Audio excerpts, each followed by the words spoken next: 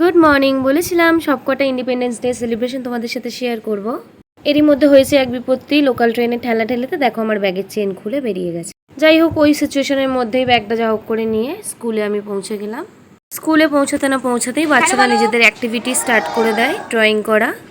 যেহেতু different day batch হওয়ার কারণে আমাদের যে কোনো সেলিব্রেশন এক মাস ধরেই চলে, সেই রকমই পুরো আগস্ট মাস জুড়ে 15 আগস্টের সেলিব্রেশন চলবে।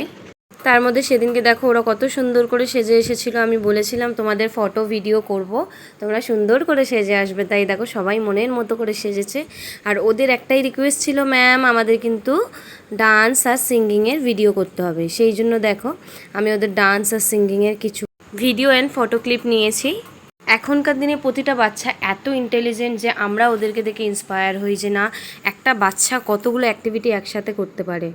আর আমি জানো তো, যে কোনো সেলিব্রেশনের দিনগুলোতে আমার নিজের মতামত না রেখে ওদের মতামত রাখার চেষ্টা করি, বিকজ সেলিব্রেশনের দিনগুলো শুধুমাত্র ওদের জন্যই হয়। তারপরে পেরেন্টসরাও চলে এসেছিলো, যেহেতু পিটিএম ছিল।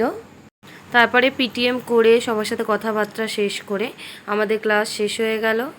এই ছিল আমার হিনমটো স্টুডেন্টদের ইন্ডিপেন্ডেন্স ডে স্টোরি। এইরকমই আরও সুন্দর সুন্দর ভিডিও দেখতে অবশ্যই আমাকে ফলো অ্যান্ড সাবস্ক্রাইব করবেন সবাই। বাই।